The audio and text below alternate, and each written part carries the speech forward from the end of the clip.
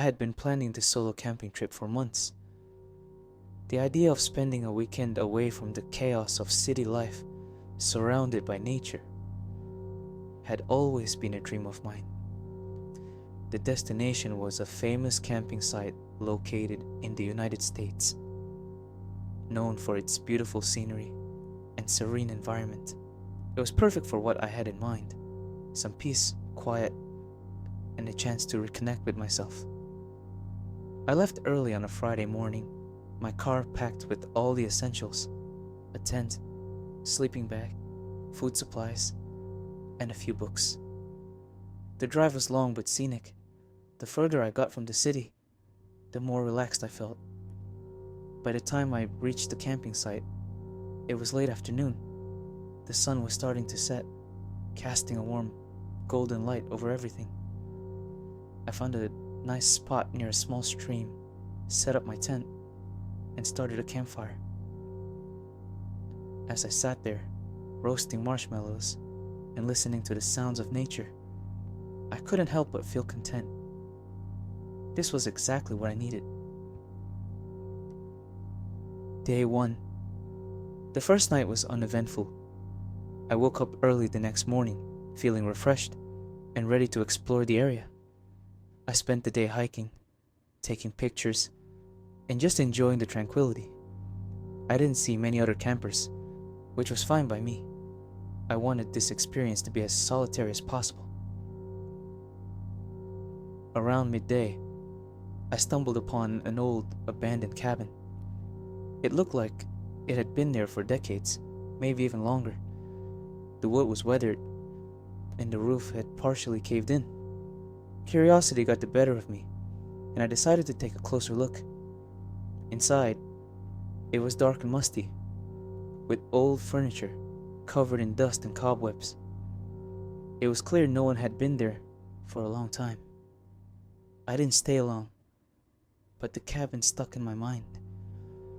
There was something eerie about it, but I couldn't quite put my finger on it.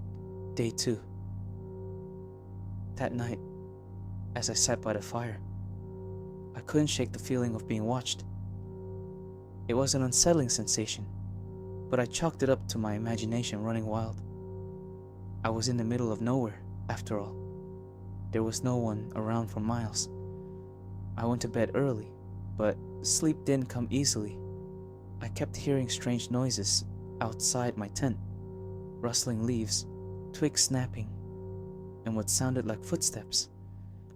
I tried to convince myself it was just animals, but my mind kept going back to the old cabin. Was someone living there? Was I not as alone as I thought? The next morning, I decided to go back to the cabin. Something about it intrigued me, and I wanted to take another look.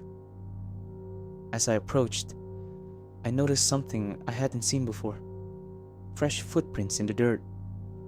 They were small, like a child's, but there were no children anywhere near the camping site. The footprints led around the side of the cabin, disappearing into the forest. I followed them for a while, but eventually lost the trail. It was as if whoever made them had vanished into thin air. I returned to my camp, feeling uneasy. What was going on? Why were there fresh footprints near an abandoned cabin in the middle of nowhere? That night, I couldn't relax. Every little noise set me on edge. I kept my flashlight and a hunting knife close by, just in case. Around midnight, I heard something that made my blood run cold: the sound of a child laughing. It was faint, but unmistakable. I froze, listening intently. There it was again, closer this time. I grabbed my flashlight and stepped outside my tent. The laughing stopped, replaced by an eerie silence. I scanned the area, but saw nothing. Just as I was about to go back inside, I noticed something on the ground: a small, dirty teddy bear. It hadn't been there before. The next morning, with hardly any sleep, I decided to take a different approach. Instead of hiking further into the forest, I would stay near the campsite, but explore it thoroughly. Maybe there was something I had missed, some sign of who was leaving these eerie clues. I started by examining the area around the stream. The water was clear and cold, trickling over smooth rocks and creating a soothing background noise. But as I walked along the bank, I noticed something peculiar. There were more footprints, different from the ones near the cabin. These were larger, adult-sized, and they seemed to be heading in and out of the water. I followed the footprints upstream for about an hour. The further I went, the denser the forest became. The trees closed in, blocking out the sunlight, and the path grew narrower. Just as I was about to turn back, I stumbled upon a makeshift camp. It was nothing more than a few old tarps strung between trees, and some rusty camping gear scattered around. But what caught my attention was the notebook. The notebook was lying on a log, partially covered by leaves. I picked it up and dusted it off. The pages were filled with handwriting, some of it neat, some of it almost illegible. As I read through it, a chilling story began to unfold. The entries were written by someone named Jake. From what I could gather, he had been camping here with his young daughter, Emily, several years ago.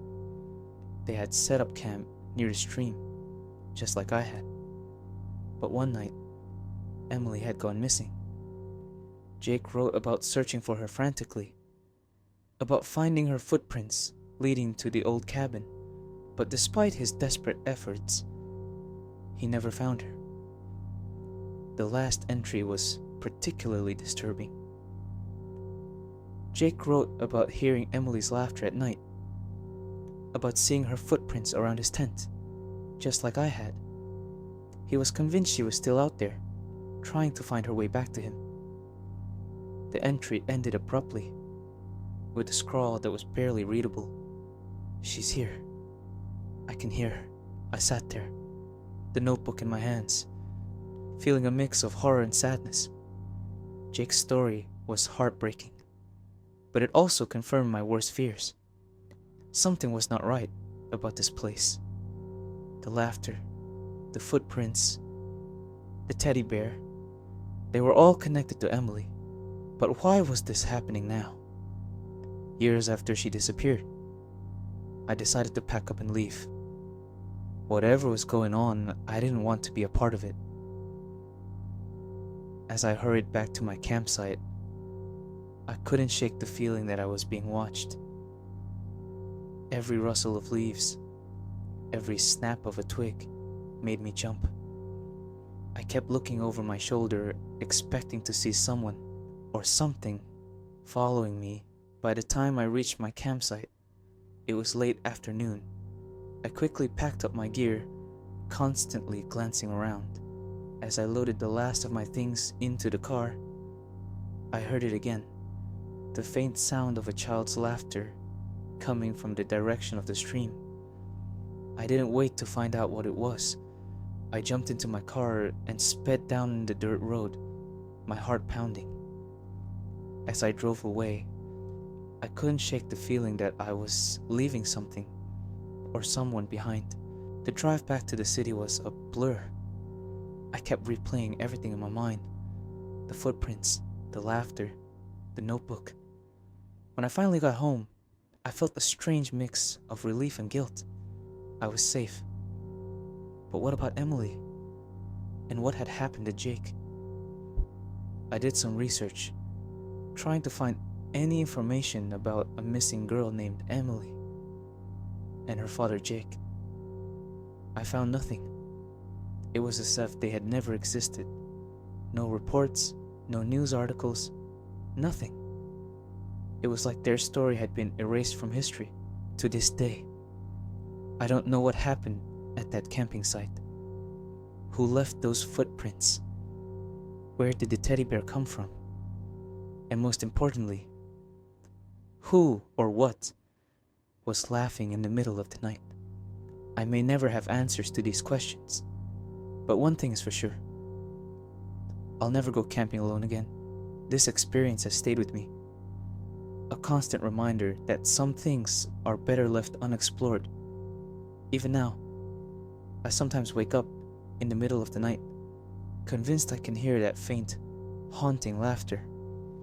It was a long-awaited camping trip, one that ended in a way I could have never anticipated. And while I may never understand what happened, it's an experience I will never forget.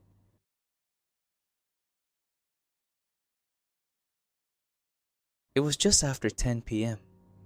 when my car broke down. I was driving down a long, lonely stretch of road in the middle of nowhere, or so it felt. The kind of road you only take when you're desperate for a shortcut or just trying to get away.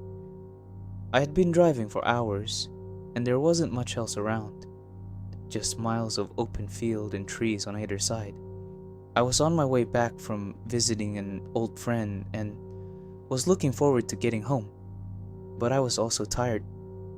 I had a bit of a headache and my eyes were getting heavy from the drive. That's when it happened. The car made this strange noise, and then the engine sputtered out completely. The headlights flickered for a second, then went dark. I swore under my breath, and with no other choice, I pulled over to the side of the road. There was no shoulder, just a narrow patch of gravel at the edge of the road, and then thick trees that seemed to swallow everything beyond. The air was heavy and still. I could hear the occasional rustle of wind, but otherwise, it was silent. I turned off the engine and got out, hoping it was something simple. Maybe a flat tire or some loose connection. I popped the hood and grabbed my flashlight from the glove compartment. The light flickered for a second, and I cursed under my breath. This was the last thing I needed tonight. I shined the beam into the engine, inspecting the parts, but everything looked fine. No wires hanging loose, no strange smells, just the empty hum of the engine. I felt frustrated. What could possibly be wrong? I had just gotten the car checked a few weeks ago. After a few minutes of staring at the engine, I tried starting the car again. It coughed to life for a second, then died immediately. Great. It wasn't even making the usual clicking sound that would suggest a dead battery. This was something else. I tried a couple more times, but the car just wouldn't start. I looked around, hoping to see a sign of civilization, maybe a light in the distance, but there was nothing. The road was dark, and the trees looked like they were closing in on me.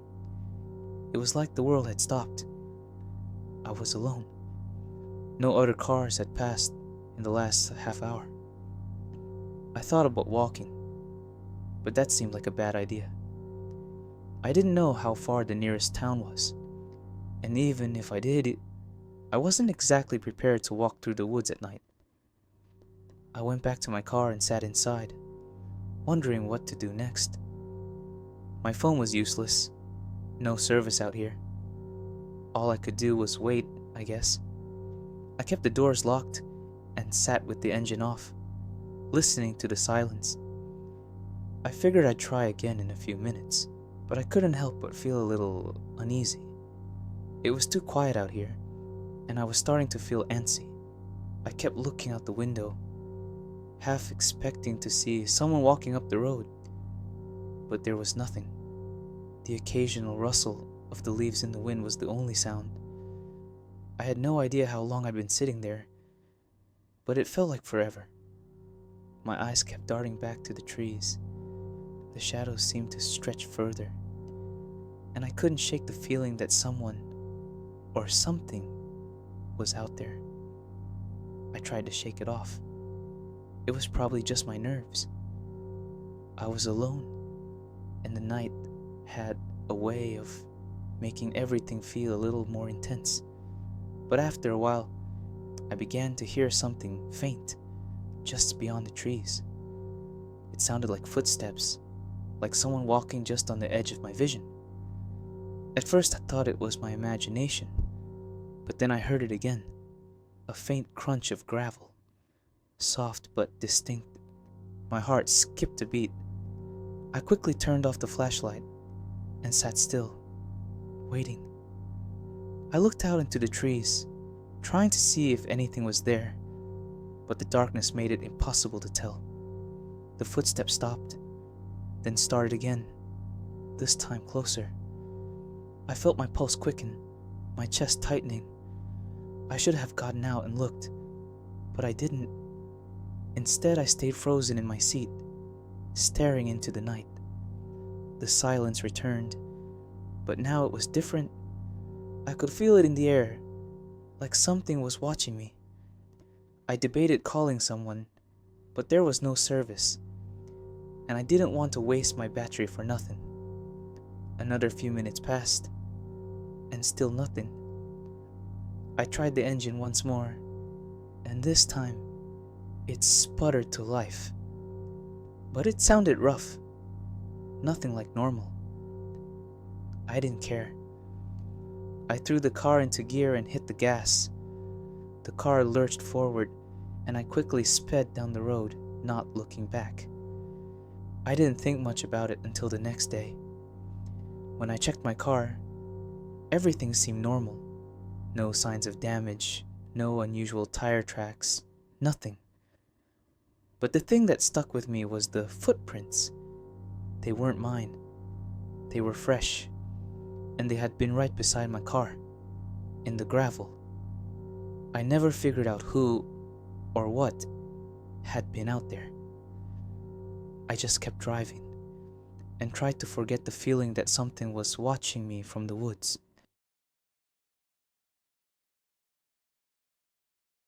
Growing up, I always felt uneasy about the forest behind our house. It was just a regular patch of woods, nothing too big, but something about it felt off. Maybe it was the way the trees looked almost too close together, or how the shadows seemed darker than they should be. My parents never mentioned anything weird, so I figured it was just me being a kid with an overactive imagination. As I got older, I stopped thinking about it. Life got busy. School, friends, work. The forest was just background noise, a part of the scenery I didn't care about. But recently, things have changed. I started noticing stuff. Little things that are hard to ignore. It began about a week ago. I was in the kitchen, making a late night snack, when I saw something move in the corner of my eye. I turned to look out the window, but there was nothing there. Just the backyard, and beyond that, the forest. The wind rustled the branches, and I told myself it was probably just an animal. But the feeling stuck with me, like someone was out there, watching. The next day I tried to forget about it.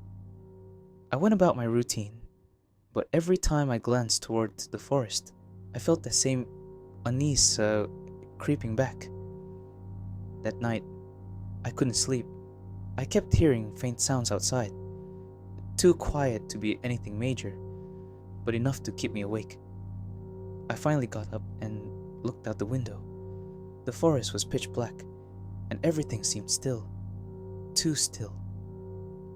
The following morning, curiosity got the better of me. I decided to check it out. I walked to the edge of the woods, heart pounding, for reasons I couldn't explain. The air felt heavier as I stepped closer. I didn't see anything at first, just trees and underbrush. Then I noticed the footprints, faint, but definitely human.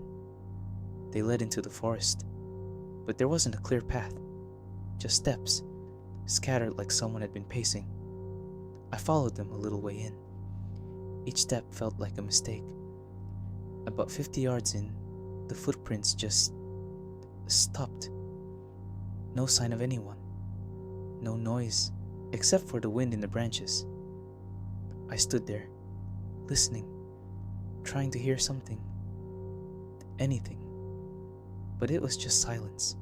I turned to go back, and that's when I felt it, the feeling of being watched. My skin prickled, and I couldn't shake the sense that someone was nearby. I forced myself to walk back to the house, slow and steady, even though every part of me wanted to run. I locked the door behind me and tried to shake it off, but the feeling didn't go away. I spent the rest of the day inside, glancing at the forest every so often. Nothing happened, but it felt like I was waiting for something. I couldn't explain it. As the sun started setting, I saw it again. Movement just inside the tree line. This time, it wasn't quick. It lingered. A shadowy figure, standing there, watching. I couldn't make out any details, but I knew it wasn't my imagination. I stayed up all night, watching the forest. Nothing else happened, but the feeling of being watched didn't fade. It's been a few days now. I haven't seen the figure again, but I know it's out there. Sometimes, late at night, I hear faint rustling sounds coming from the forest. Not animals, not the wind. I don't know what's in there, but I know it's watching. The rustling continued each night. Subtle, quiet, but unmistakable. I couldn't help but keep checking the window, my eyes fixed on the tree line. Every time I thought I saw movement, it would vanish, like a shadow slipping away. On the 5th night, I decided I couldn't take it anymore. I had to find out what was going on. I grabbed a flashlight, slipped on my shoes, and stepped out into the cool night air. The backyard was silent, the only sound my own breathing. My heart pounded as I walked towards the edge of the forest. As I approached, I saw something strange. Footprints in the soft dirt. They weren't there earlier. They were fresh. I followed them, each step feeling heavier than the last. The beam of my flashlight cut through the darkness, lighting up twisted branches and uneven ground. The air was still, too still. Then, I heard it. A faint crackling of twigs behind me. I whipped around, but the beam caught nothing. My breath quickened. I was about to turn back when I saw a small clearing up ahead. Something drew me to it. In the center of the clearing was an old, rusted bike. It looked like it had been there for years, half buried in leaves. But that wasn't the strangest part. Next to the bike was a small, makeshift shelter. Just a tarp stretched between some branches, barely visible unless you were standing right there. I shined my light inside. Empty food wrappers, a blanket. It looked like someone had been living there recently. Suddenly, I felt a presence behind me. I turned slowly, the flashlight shaking in my hand. Nothing. But I knew I wasn't alone. The hair on the back of my neck stood up. I started backing away, my eyes darting around the trees. Then I saw it. A figure, just at the edge of my light. Not close enough to see clearly, but there, watching. I didn't wait. I ran. Branches slapped at my face as I stumbled through the underbrush, barely seeing where I was going. I didn't stop until I burst out of the woods and back into my yard. I slammed the door behind me, locking it, my chest heaving. I stayed up the rest of the night, watching the forest. Nothing moved. By morning, it felt like a bad dream. But the shelter was real. The bike was real. And so were the footprints. I haven't gone back to the forest since. I don't look out the window at night anymore. I keep the doors locked, and I try to convince myself it's over, that whoever it was is gone. But sometimes, late at night, I still hear the rustling, and I know someone is still out there.